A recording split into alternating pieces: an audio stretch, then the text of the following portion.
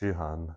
Okay, so I usually on Zoom there are 5, but maybe 7 or 8 on Zoom usually, and more or less listening. Yeah. One person missing, one person new. So Yeah. you're Well, new. yeah. More or less like this. Yeah. It's.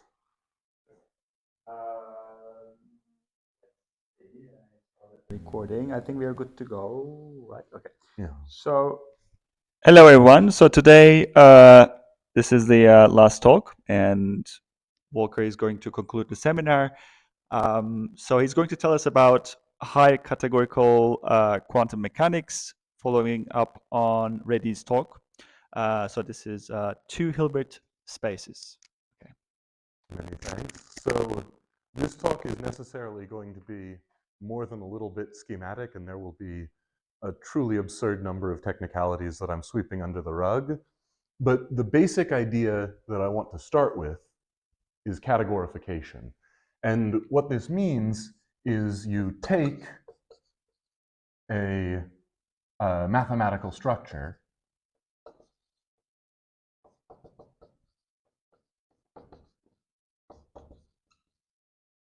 and promote it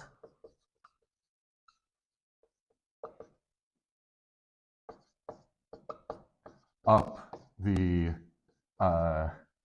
let's say, n category ladder. So at its most basic, you take a... Is there a condition that has to be an application? I beg your pardon? Is there a condition? No, and in fact, I'm going to be describing, that there has to be an application. Yeah. Almost always it is actually motivated by something. So, for instance, okay, this is perhaps going a little bit too much into the backstory, but 2 Hilbert spaces were not actually developed for what we're going to be talking about today. 2 Hilbert spaces, I think, are first mentioned in an article of Fried in the 90s, maybe a little earlier, which proposes that, like, path integrals, Dijkgraaf-Witten style path integrals, should assign to codimension n manifolds something like an n Hilbert space. And Fried is very open in this article about saying, I have no idea what an n Hilbert space is, but this feels morally correct. And John Baez followed up on that and proposed basically the definition that we're going to be using today. So yes, it usually is motivated by something. Other motivations are like disentangling combinatorial identities in meaningful ways, or, I mean, there are many motivations, but yes, usually there is some reason to do it. So the first step in this ladder is you take a 0 category, which, remember, is just a set, and you promote it to a 1 category. And then the second step here is you take a 1 category and promote it to a 2 category. And you can continue this on ad infinitum, but what we're really going to be talking about today is this second step. And very broadly speaking, there are 2 sort of schemas in which one categorifies. The first is what's called vertical categorification.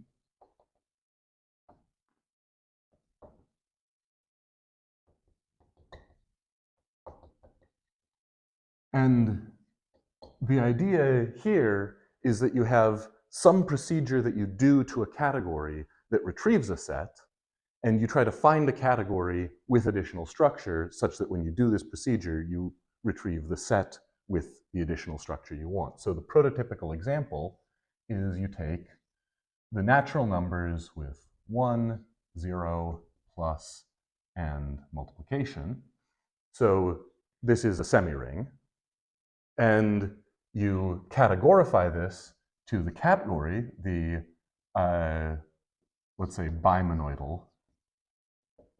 It's sometimes called like a rig category.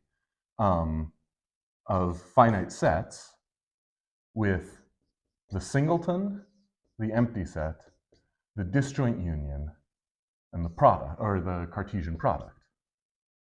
And so this has all of the structure that we have here reflected in it, but now it's a little bit richer. You keep track of elements. And one can even think of this as reflecting sort of how we construct the numbers formally, logically. If you go through logic and set theory class, you construct numbers as isomorphism classes of sets. And the decategorification here is precisely you take isomorphism classes. So this is vertical categorification. And then the other, which is a lot closer to what we're going to be doing today, is called horizontal categorification.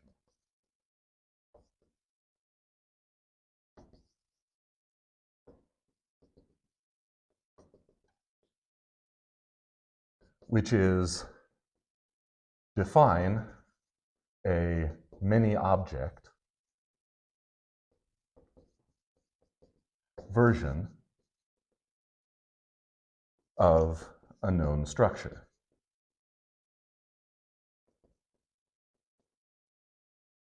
It's also worth saying this is sometimes called oidification,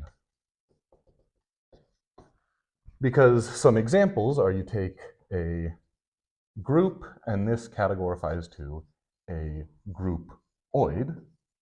And the idea here is a groupoid, this familiar example from the first couple of lectures. If you take a groupoid with a single object, you get back the notion of a group.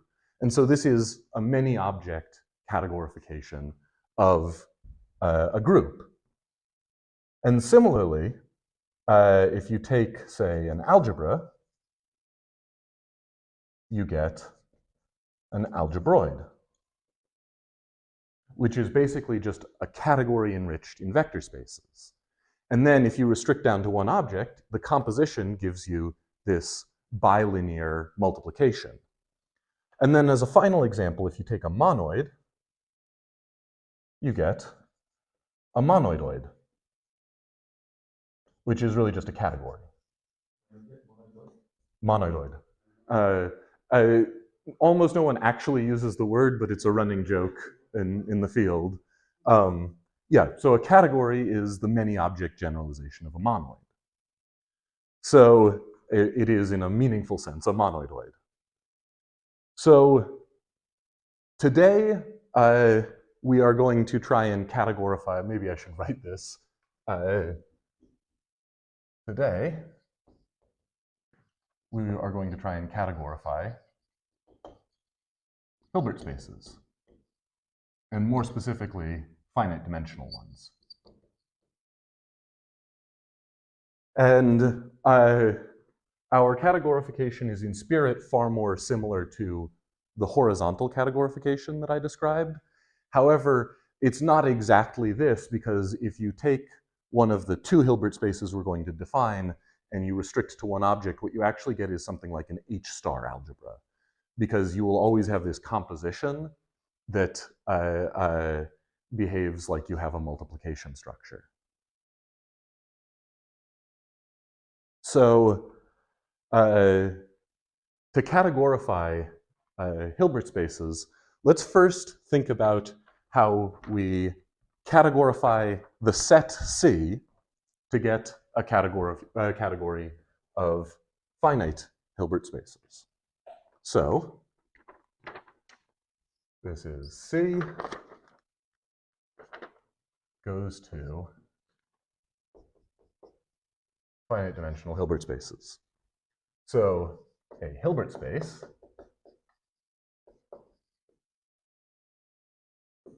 is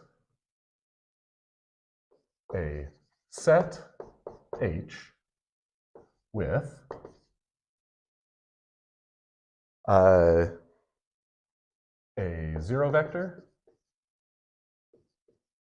element, let's say,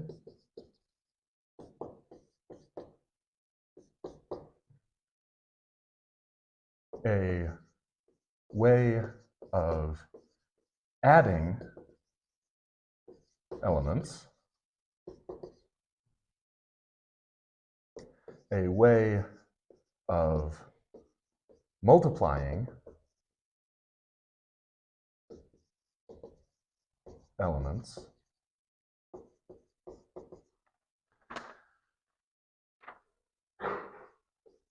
a map from H cross H to a binary operation. I mean, I'm not going to go through all of sorry, multiplying elements, whoops, by, not a binary option, by elements of, thank you very much, yes, not a binary operation, an action of C.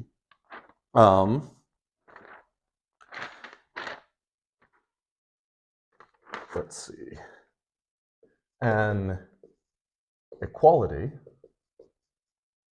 between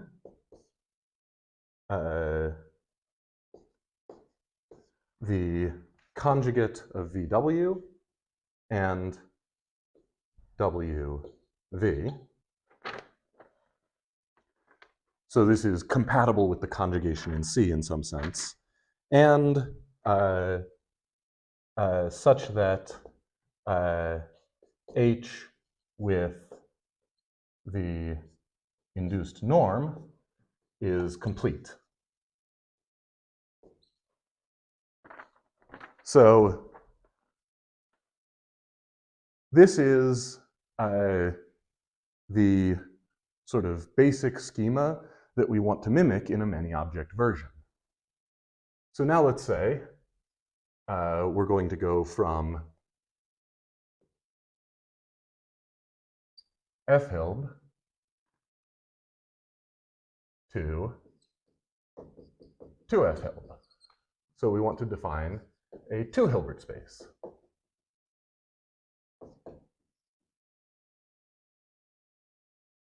Well, this is going to be, in the spirit of our horizontal categorifications, we want to have a category. So this will be a category, calligraphic H, with a 0 object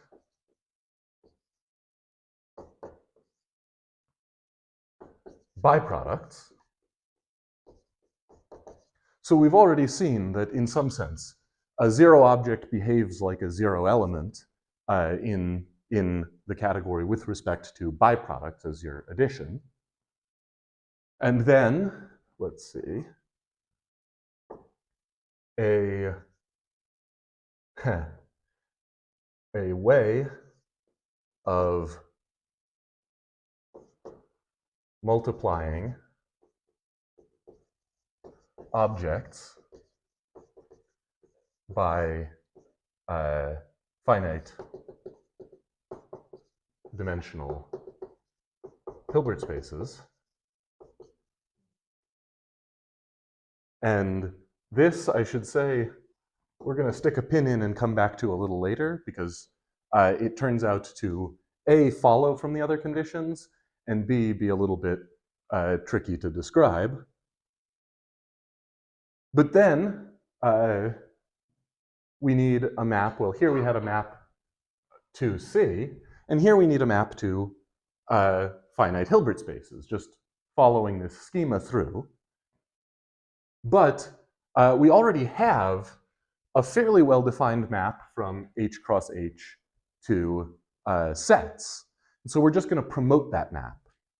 So the hom functors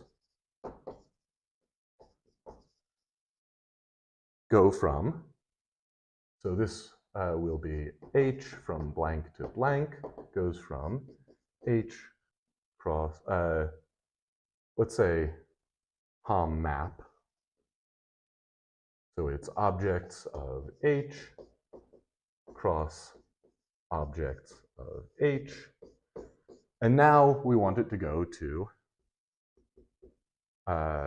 finite dimensional Hilbert spaces. And note, here we required that this be bilinear.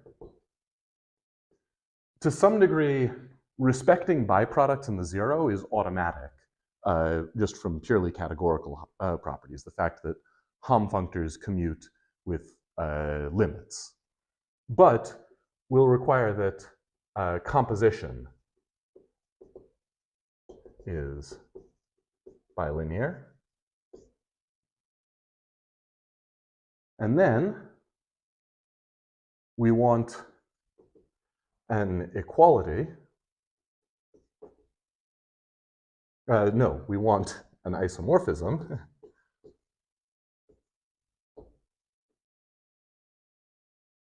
Well, our Hom functor here is playing the role of our inner product. And so we want this to go from H of AB to H of BA. And we want this to be antilinear, precisely because of this bar here. And this starts to look like a dagger structure, and so we're just going to say a dagger structure. So enforce some naturality on it. And then finally, such that idempotence in H split. Now, I don't want to get too in the weeds on that particular condition, because again, it's a technical condition, and we're mostly going to be working with basis representations of our two Hilbert spaces. But I do want to say a couple of words about this, because there's some interesting theory behind it. So, Levere in the 70s, I think, I'm not going to say when because I don't remember, showed that metric space completeness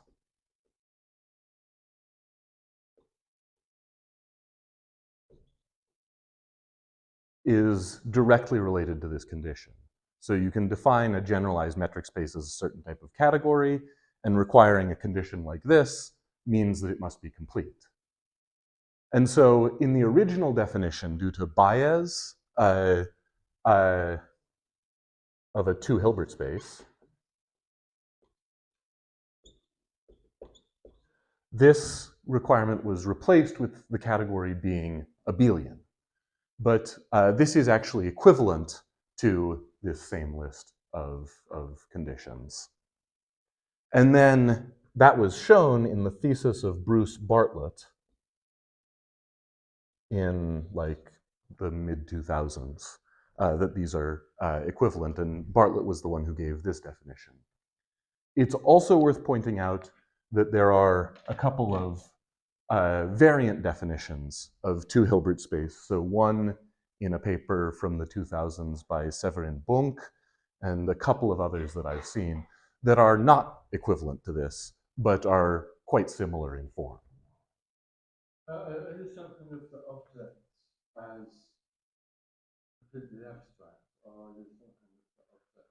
So I'm going to state, though not prove, a basis theorem. So basically, any such two Hilbert space will have a basis of simple objects. And from those, you can actually show that it will be equivalent to something much more familiar. And that's a theorem that I'll state in just a moment. Yeah. So a priori, this is just completely abstract. This is a category that has some objects that is linear, so vector-enriched, but in fact has a choice of inner product on each Hom space, and satisfies these other conditions. So is abelian, has a dagger structure. But it will turn out that these are actually fairly restrictive. And I think it's actually, let me check, the next theorem I'm going to state. I need to give a prototypical example first, and then I'll state the theorem. So yeah, the prototypical example here is a very familiar one.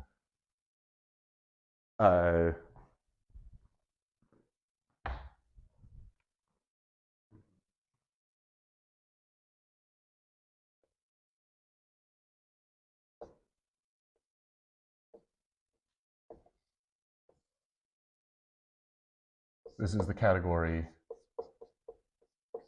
finite dimensional Hilbert spaces to the n. So this has objects, tuples, a1 through an, of finite dimensional Hilbert spaces. And the hom-set from a1 through an to b1 through bn is just the direct sum of the hom-sets from ai to bi. So this means a morphism consists of a choice of linear map from a1 to b1, a2 to b2, so on and so forth, and composes in the obvious way, has the obvious identities.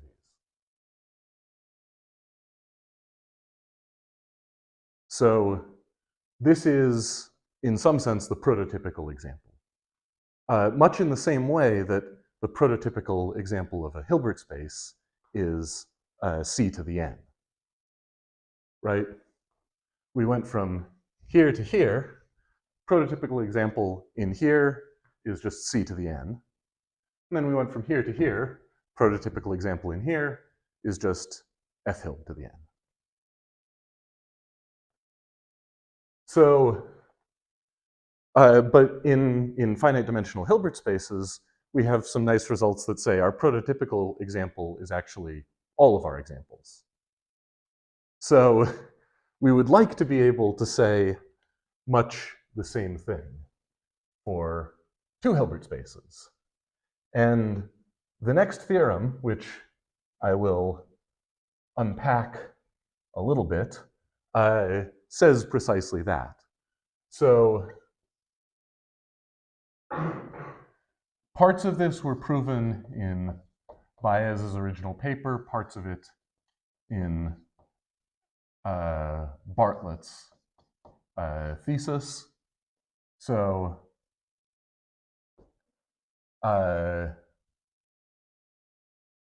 no, sorry, I'm getting ahead of myself. This was proven in Baez's original paper.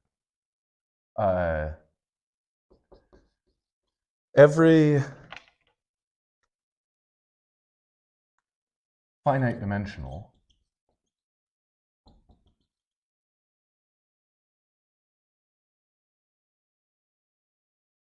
two Hilbert space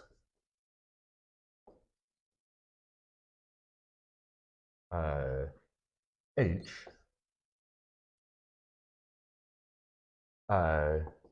is linearly isomorphic. No, linearly equivalent. I'm still thinking in one category terms. To, let's say, F Hilb to the n for some unique natural number.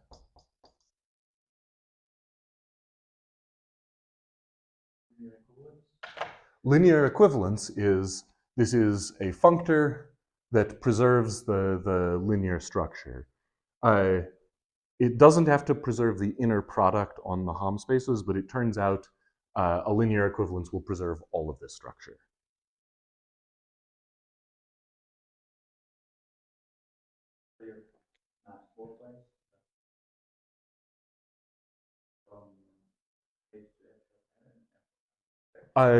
Yes, you can have functors both ways. You can also do something similar to the usual characterization in terms of fully faithful and essentially surjective, though it's a little bit more involved. Yeah, like these are categories with additional structure. This is a linear equivalence. Yeah. So what do I mean by finite dimensional? Well, there is a list, let's say basis, B1 through Bn, such that every object in H is a finite byproduct of copies of the BIs. And so, for instance, for F Hilb n, there's a canonical basis. You can define BI to be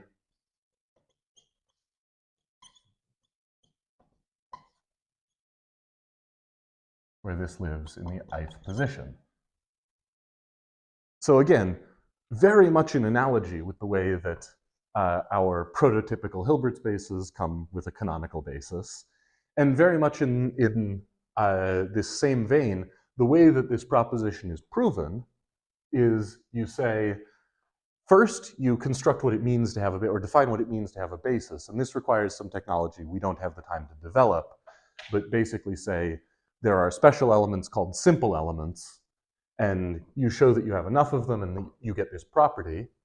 Then you show that this n is unique, and then you show from such a basis of simple elements, you can build an isomorphism to F Hilb n.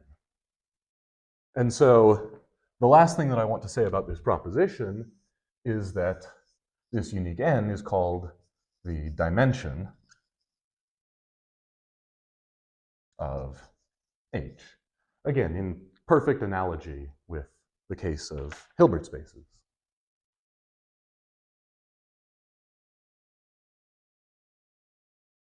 So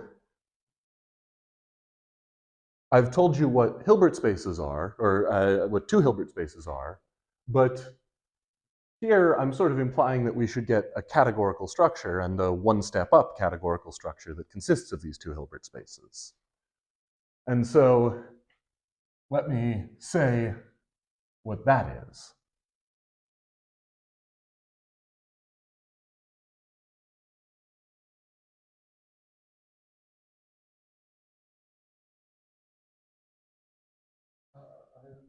Yes.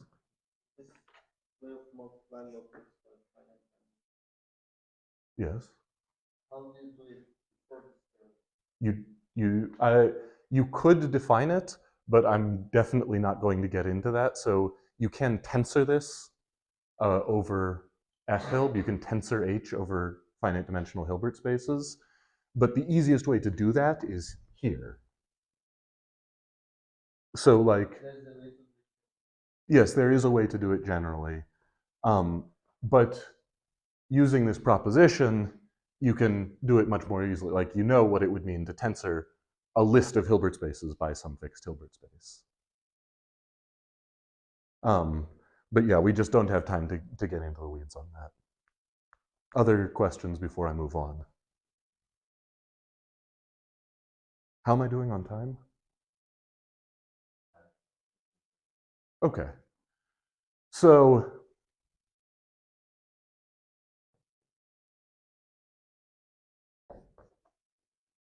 the two category,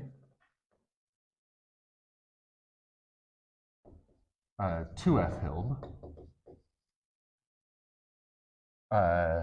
has objects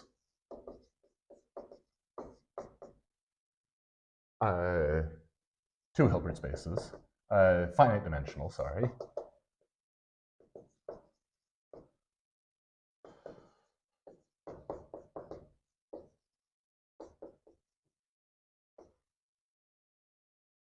One morphisms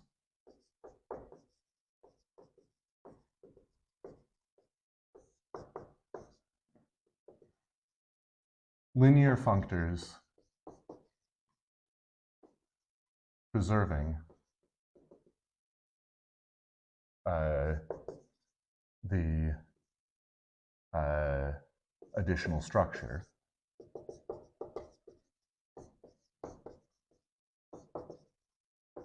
So the zero byproducts, the dagger. A lot of this actually just follows from the fact that these are linear functors, but I'm just going to say linear functors preserving the additional structure for simplicity. I'm about to give a representation of them in terms of bases that will be a little bit easier for us to work with anyway. And then two morphisms.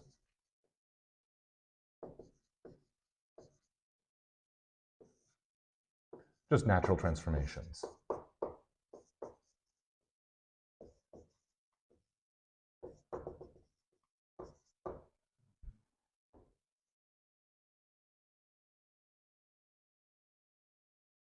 So you may remember from the previous talk that it was mentioned that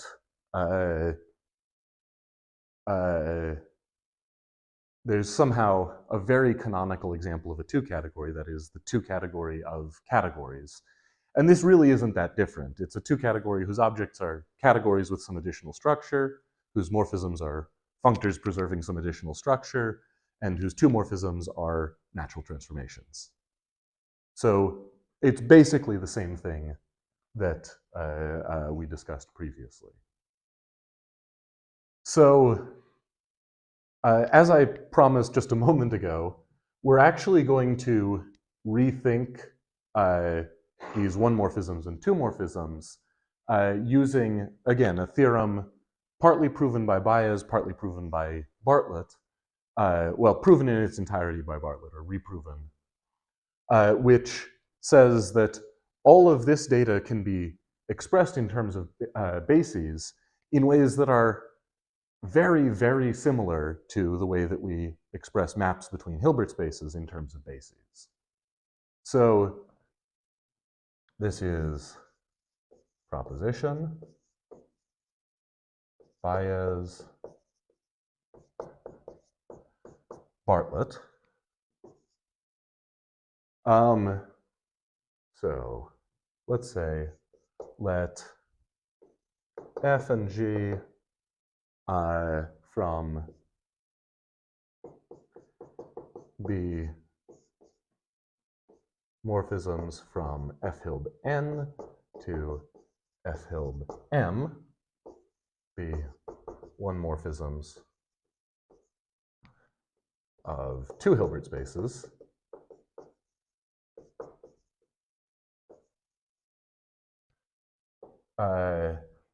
and mu from f to g a two-morphism. So the first statement is that f, sorry, no.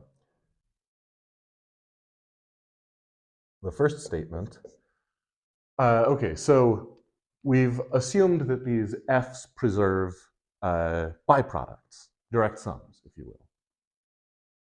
And that tells us to some degree that we can express the action of f on objects in a very specific way. So here, let me make myself some space.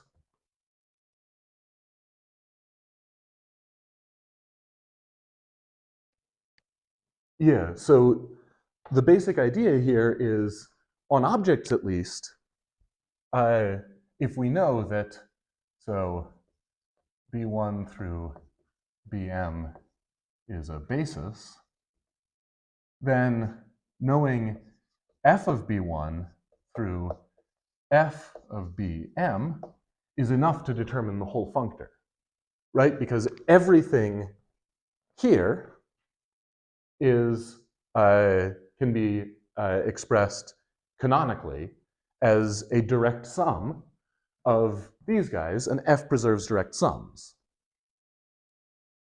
So these guys being our 0 with c in the ith position. But then we can actually go a step further. Oops, this should be Bn because we're starting from n. Then we can go a step further and say, actually, it's sufficient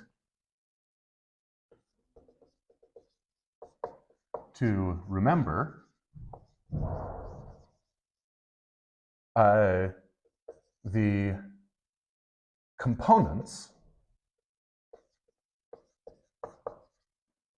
of FBI. So these will be like, FBI is going to be a vector like this of Hilbert spaces, so it will be FBI1 through FBIM.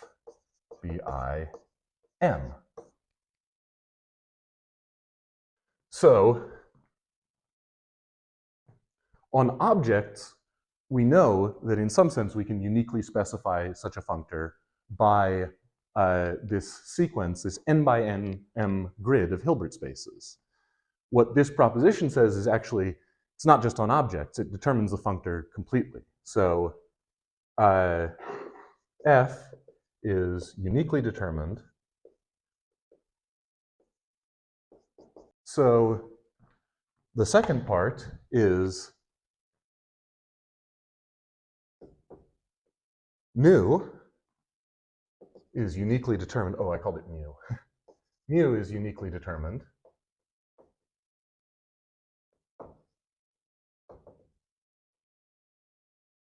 by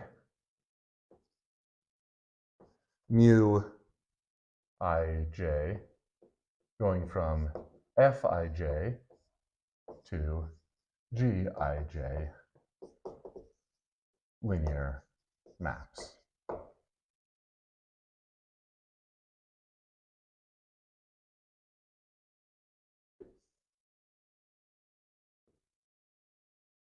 So what this tells us is if we have, say, F-hilb, whatever, 2, F-hilb 3, we can write, for instance, F11, F12, F21, F22, F31, F32, and specify our functor this way, and similarly for G's.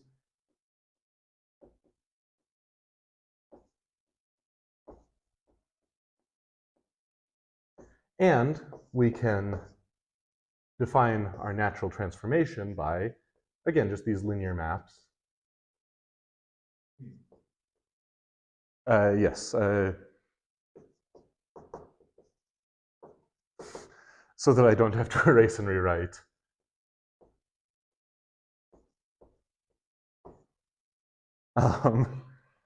Okay, so we can specify our objects, our one morphisms, and our two morphisms with respect to a basis.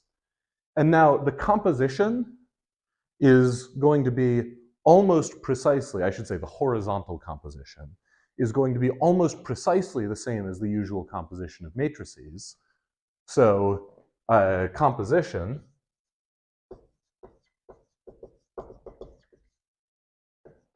horizontal composition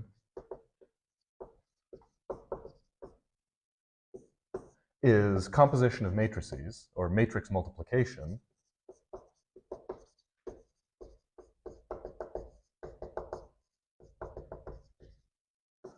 with a tensor for the product and direct sum for addition.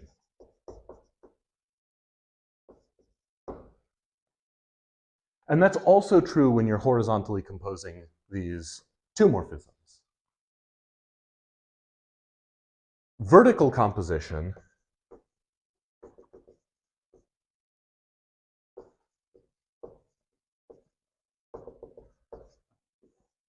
is entry-wise. So mu bullet nu ij is just mu ij composed with nu ij as linear maps.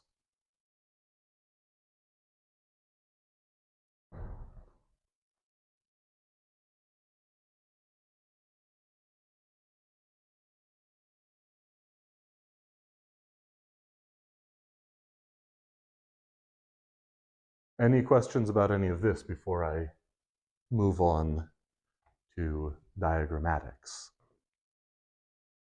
When you said unimportant split, Yes. all the Hilbert spaces are finite dimension. Yes, and so, Completeness is well, it is vacuous in F-Hilb, but that doesn't necessarily mean that it will be vacuous when you push up higher, right? It's vacuous for a finite dimensional vector space to say that this is complete, but there is a pretty compelling argument to be made that the categorical analog of completeness is what's called Cauchy completeness of categories. That is this condition on idempotent splitting. Again, there's this wonderful, if a little bit messily written paper of Levier that shows that this in fact encapsulates the usual notion of metric space completeness. And so there's a good case to be made that completeness for categories really is this, or Cauchy completeness, metric space style completeness for categories really is this condition. But if you impose it in this context, it is no longer vacuous.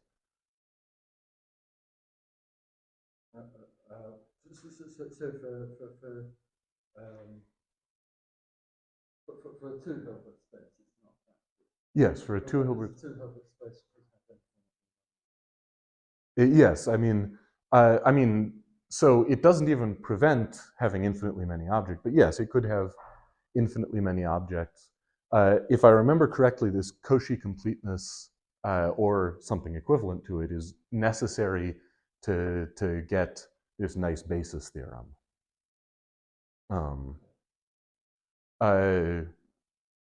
Yes, so you're right. It's vacuous for a Hilbert space. For a two Hilbert space, it's not. You could, of course, weaken the conditions that you put on it. For instance, we're also considering only the finite dimensional things here because a lot of stuff gets a lot messier in infinite dimensions. That's also true for one Hilbert spaces, of course. Yeah. Well, I mean, it's understandable, but again, in the two categorical context, different things break. So you're familiar with the Deligne tensor product of abelian categories? Okay. So I will define it in a moment, but there's a tensor product on finite dimensional two Hilbert spaces on this two category. And it's basically what's called the Deligne tensor product, which is a tensor product on abelian categories. But one of the interesting things is, even if you don't care about the inner product style business, the Hilbert style business, it already breaks in infinite dimensions in some sense. Like you can't actually define the Deligne tensor product unless you're in a finite setting, even for just like vect-enriched abelian categories. So different things, because you can define, for instance, the tensor product of two infinite dimensional vector spaces. So as you climb higher up this ladder, different things break in different places. Yeah. And this is part of why determining the conditions that you want to impose is far more an art than a science. You impose conditions that are enough to allow you to do what you want to do. Yeah.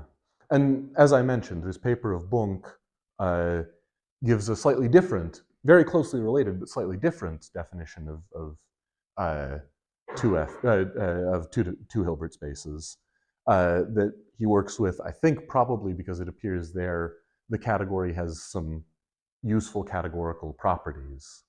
I mean, it's also a more infinity categorically flavored paper, but anyway, there are variants of these definitions that are also sensible. I don't know if that entirely addressed your question, but No, I'm just formulating oh, okay. So actually, I guess now that I've mentioned it, let me very, very briefly sketch the Deligne tensor product. And again, I'll say what it means in a basis, because I don't think we really want to think too hard about its most general formulation. So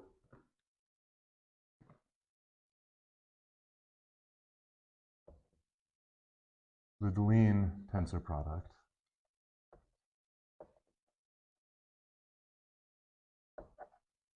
I should also say, basically all of the constructions that we're going through today are quite modern.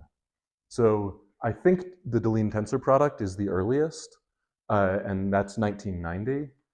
And so like Baez and Bartlett are more recent than that. Baez, Bartlett, and Bonk, for some reason, a lot of people with B surnames appear to be attracted to this particular field.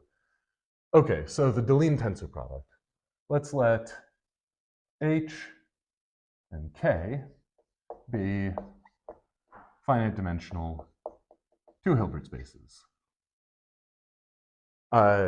Then H box times K has, is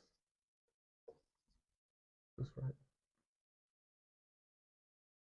Let me double check something. I think I might have.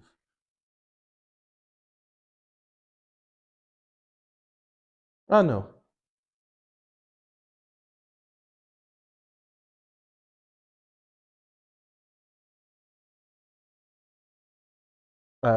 This is right. I equals 1 to n for some n in n of ai an object of H, bi an object of K, and morphisms given by, well, H box times K from AI, BI to UJ, VJ. This is I equals 1 to N, J equals 1 to L, is going to be the direct sum over I and J of H from AI to UJ tensor K from VI to VJ. So it turns out that this formal sequence will actually end up being a byproduct of just the one-term sequences that consist of individual pairs. But while this is the formal definition, once again, in a basis, everything becomes much nicer.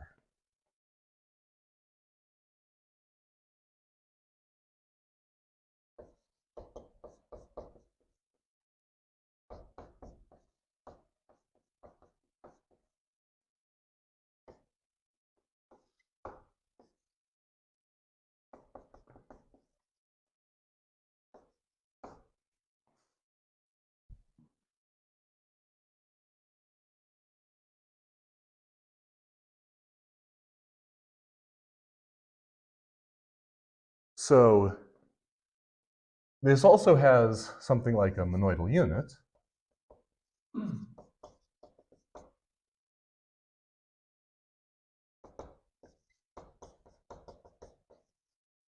Which is just F-Hilb. Again, in perfect analogy to the case of F-Hilb itself, where the monoidal unit is C. So I should say, I spent a little bit of time working out. It appears to be true, but it also appears to be the sort of thing that you really don't want to have to write down.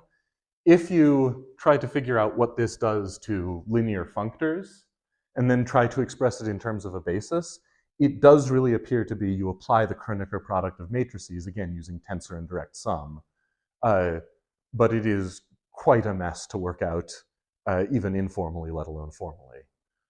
So this really does function in almost all ways, like the category of finite dimensional Hilbert spaces itself. Let's see, am I missing anything? Ah, yes. Okay, so this is where things start getting particularly sketchy. Claim the Deligne tensor product equips 2F Hilb with a symmetric monoidal structure.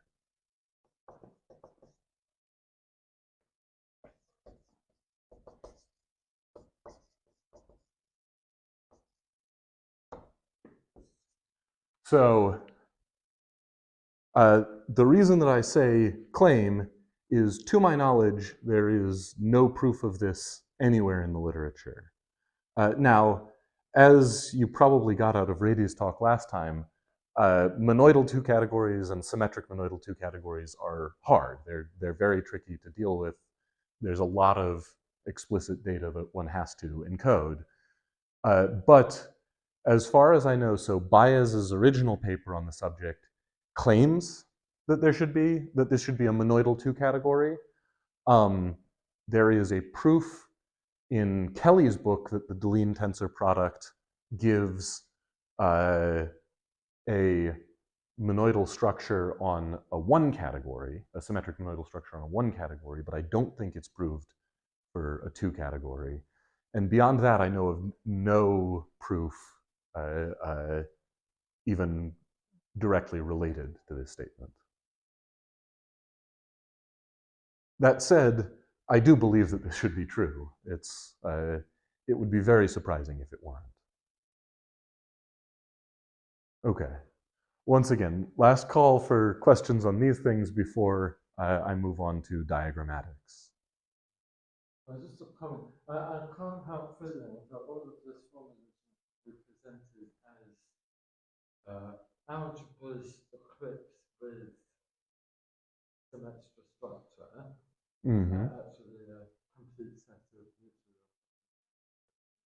Okay. And then the morphisms are modules. You think that this is a Morita category? So this is a Morita category, and then because well, not necessarily, but you're replacing some structure with this. Yeah. So you're or a two subcategory of a Morita category. There are morphisms, maybe are modules, but Yeah. some constraints. Sure. There are two morphisms are matched between modules, but definitely, yeah, but with some constraints. So it's not just algebras, modules, and Sure. but I'm suggesting that it could be expressed like that with some extra structure that's preserved. So this sequences look like modules equipped with a decomposition into Yes. Yes, I mean, you're right. This does actually, I find it entirely plausible that this is some sort of like restricted or decorated Morita 2 category.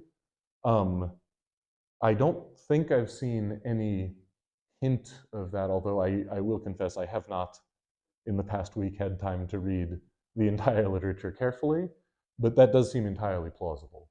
Yeah, well maybe if someone did produce it linear algebra and combinatorics, it would be unpublishable. Most specialists would want to admit that it was so straightforward. I quite disagree. So one of the really interesting similar type of categorifications is two vector spaces, and there are two different ways to get two vector spaces. But one also due to Baez is basically a category internal to vector spaces. Like this for vector spaces instead of... Yeah, instead of Hilbert spaces. For arbitrary fields? Yes, I believe so. I don't remember. I think that, okay, so these are papers in this sequence called groupoidification, and it's really aimed at physics, and so he might work explicitly over the complex field, but I don't think that there's any obstruction here. How do you look at the you don't need a dagger structure for a vector space. Oh, Right. It doesn't have all You don't have like a complex involution necessarily for an arbitrary vector space, but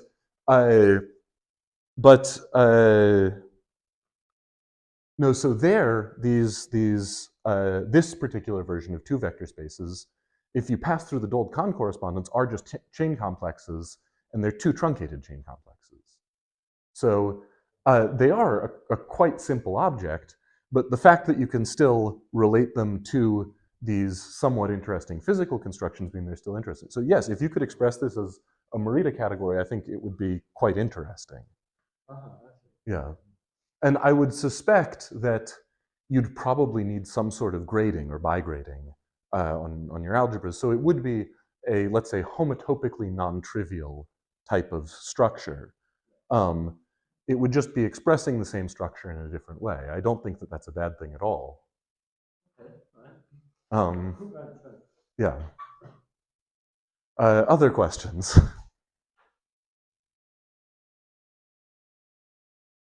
Okay, so now we're going to get into diagrammatics, and I'm going to more or less freely use the things that Radio was doing last time because I am running a little bit lower on time than I was hoping.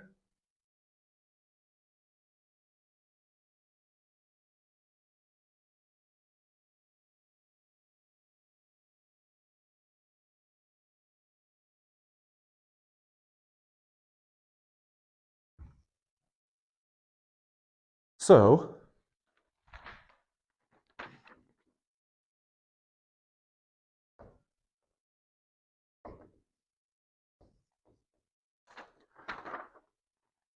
let's start off with a lemma. Every one morphism in 2F Hilb, F from, yes, I went from n to n, F Hilb n to F Hilb m has a dual. So,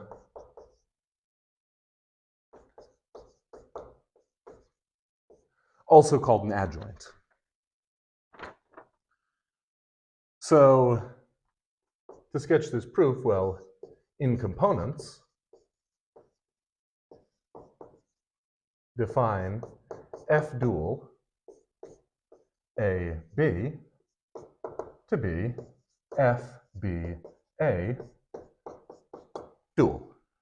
Now, this is probably familiar if you think about these as numbers and about dual as conjugation. This is just saying, okay, our dual should be our conjugate transpose. It's really exactly the same. And now here dual means dual one morphism. Here dual means dual Hilbert space. So no, here this means dual Hilbert space. Remember, we're expressing our maps as having components which are Hilbert spaces. Right? That was this proposition of Bartlett that I partly erased. You get a matrix of Hilbert spaces that expresses your one morphisms, uniquely determines your one morphisms.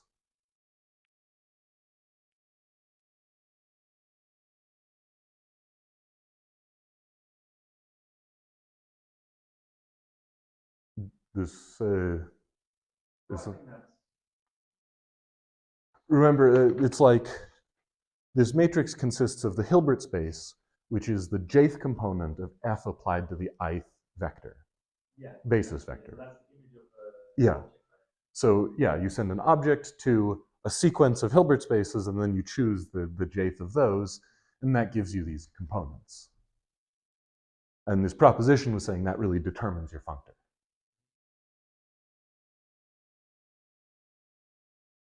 We good to yeah. Okay. Okay. So what do we need? Well, we're going to need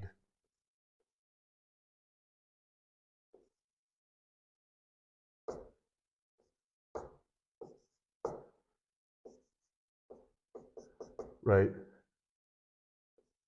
F goes from n to m.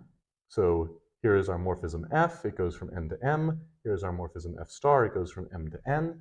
And we need a two morphism eta and a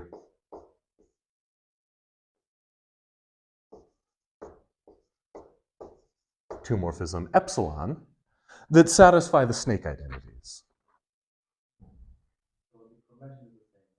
Yes.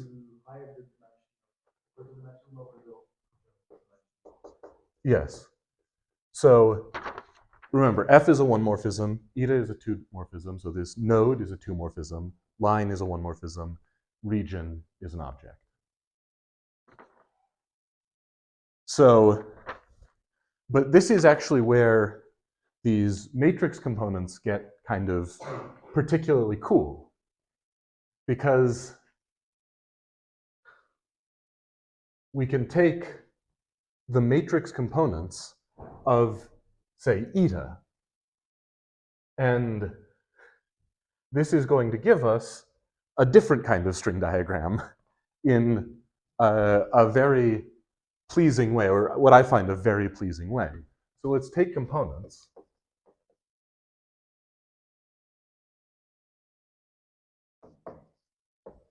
And what does this diagram become? Well, this becomes F star B A, F A B, eta A B. Let me double check that I have my indices correct. Nope.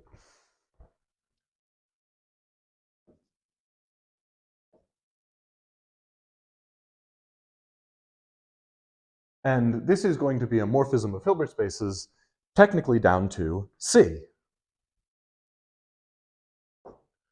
But this is just one of our old string diagrams in finite dimensional Hilbert spaces. And this thing is FBA dual. Right? It is the dual object in finite dimensional Hilbert spaces. So what this means is we can choose eta AB and epsilon AB to be the components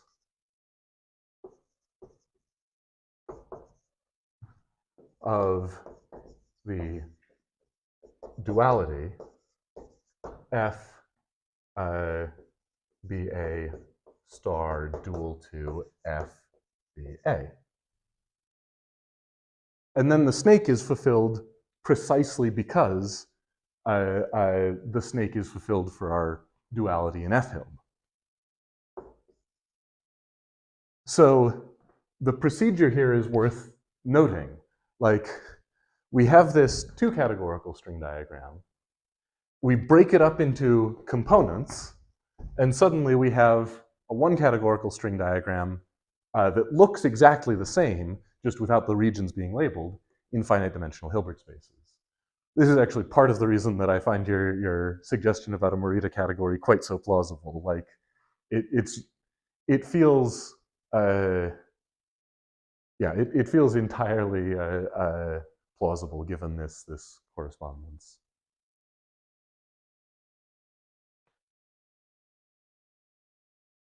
So this tells us that one morphisms have duals. And then the next thing that we need to, or that we would like to check, is that objects have duals, right? We're asserting that this is at least a monoidal two category. And so we have a notion that objects should have duals, or could have duals, sorry. And this, again, amounts to some diagrammatics, some definitions, and a lot of hand waving, because I'm not going to go through anywhere like all of the checks. Every object f hilb n in 2f hilb is self-dual.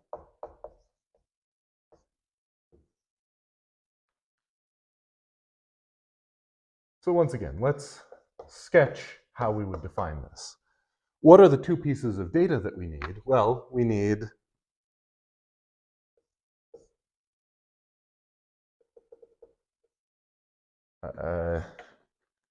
something like this, which I'm just going to call f, where each of these are copies of n, and the reverse.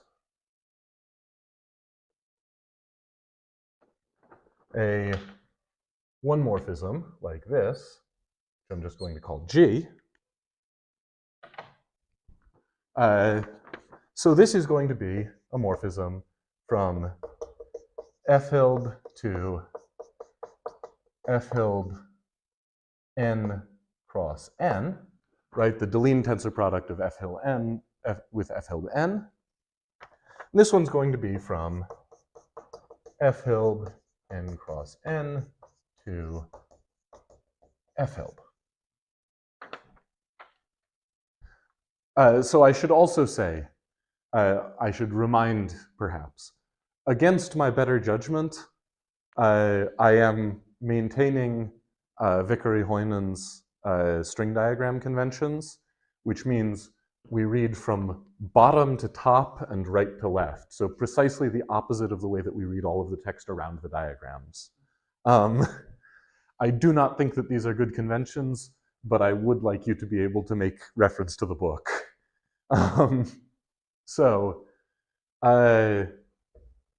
What is this going to be in components? Well, this is going to have components f, a, b, f1, a, b, right? There's only one basis element here. And this is just going to be c if a equals b, and 0 else. And again, this should feel a little bit familiar, like if you represent a bilinear map as a quadratic form as a matrix. Well, in this case, quadratic form as a matrix. This is just being represented, bilinear form. I was right the first time. This is just being represented by the diagonal matrix. And so here we take G, A, B, 1, and we set this equal to, again, C if A is equal to B, and 0 otherwise. And then we need to define these cusp maps. You remember this came at the very end of the last talk. These are cusp two-morphisms that are going to display the duality. Two isomorphisms, I should say. So we have this, and I have not used red, good. So let's call this one mu. And I promise this time I will try not to switch to nu halfway through.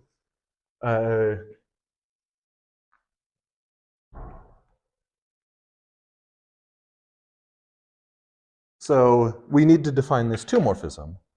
And this two-morphism will go from the thing that you get by tensoring these components component-wise, right, through this composition, to the identity. But both of those are basically going to be copies of C. So roughly speaking, mu AB is going to be the identity on C if A is equal to B, and 0 otherwise.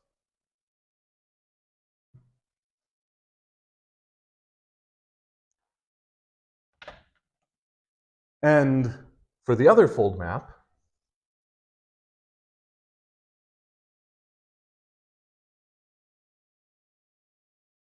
you can do basically the same thing. And this one I will call nu.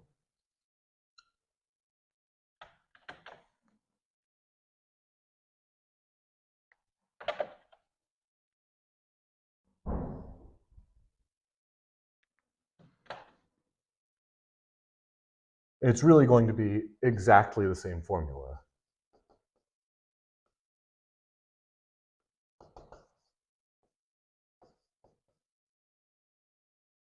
And then you check that these are two isomorphisms, but that's pretty immediate because they're isomorphisms along the diagonal.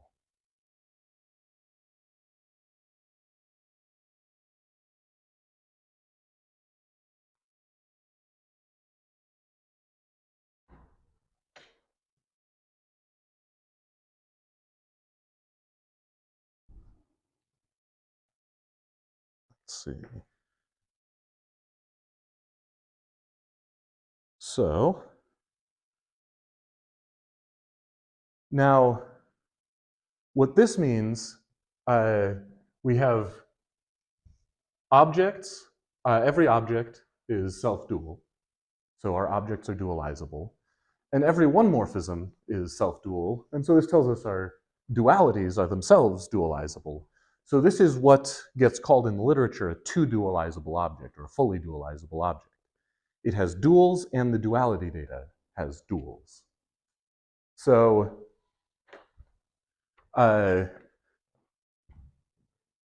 we can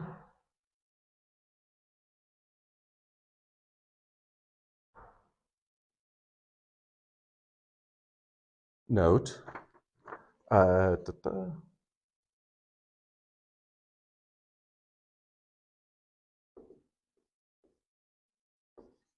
there's some F dual, which is dual to, and I stopped using color, my apologies, F prime, which is dual to F, which also has duality data. And it's not hard to see that actually G is dual to F and F is dual to G. So we don't really have to label these things anymore. We can just draw them and their direction will tell us which map they are. So the duality data is going to take some form, the form of some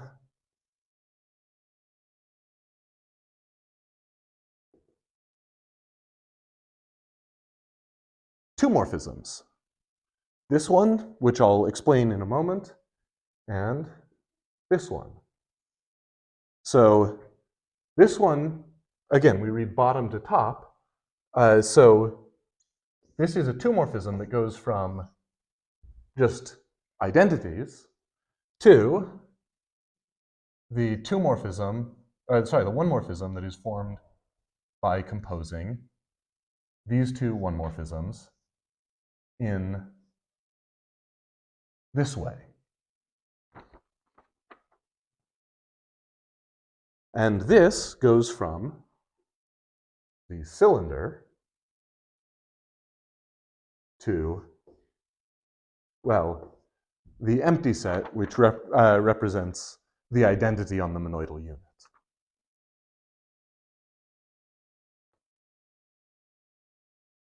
Now, at this point, I will confess, Vicary and Heunen's treatment loses me somewhat. And what loses me is, so in general, if you have a fully dualizable object in an n category, that should correspond to a framed topological field theory, fully extended framed topological field theory valued in that same n category. So one would expect this to correspond to a fully extended two-dimensional topological field theory, which makes sense. We're assigning algebraic data to surfaces, but it should be framed. And now they claim that there's some additional structure here that I don't quite understand. They call it an oriented dagger duality. That means that this is actually well-defined for any oriented surface and invariant under isotopy of oriented surfaces and composes nicely. So this should correspond to taking circle invariance of the framed thing. And it is really not clear to me where the circle action comes in, where any additional data comes in. And so I can't quite parse out what Vicary and Heunen are saying about TFT here. But they claim that for any oriented surface, you can use these pieces. So this cap, the other duality data, the cup, and these sort of like semi-pants together with these F and G to build up any two-dimensional surface and evaluate your two category on it. And that this basically defines a two-dimensional oriented TFT. It's not clear to me that that's why that works. I also haven't been able to find connections between their notion and the notions in the literature. Again, I haven't spent a massive amount of time on it. But so, assuming for the time being that this is true, what this does mean is we can draw pictures of surfaces and interpret them as two morphisms of oriented surfaces and interpret them as two morphisms in our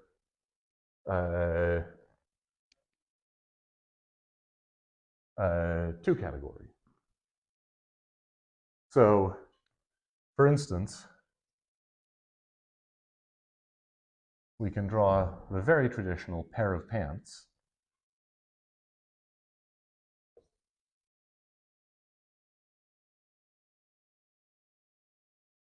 And this is going to be built up out of the other one of these, the other piece of duality data for the opposite duality.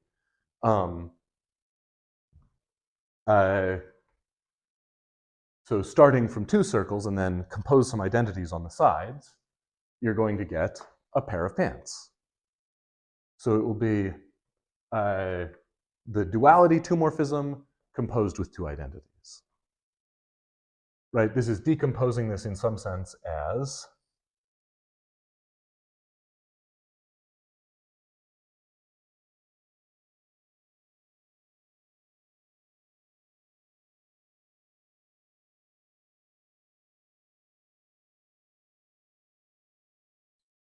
this plus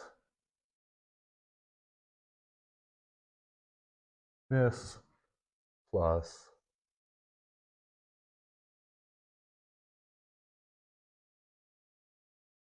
this. So identity two-morphism on F prime and F, duality data in the middle.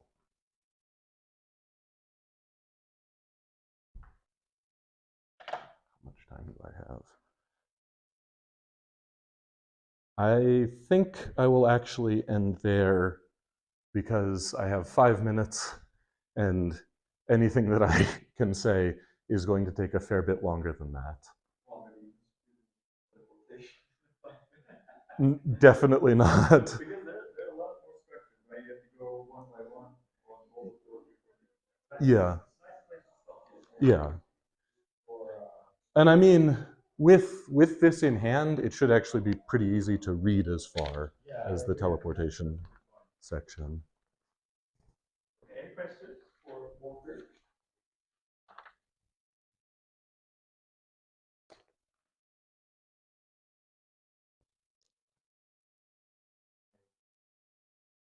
Okay, well, let's thank you.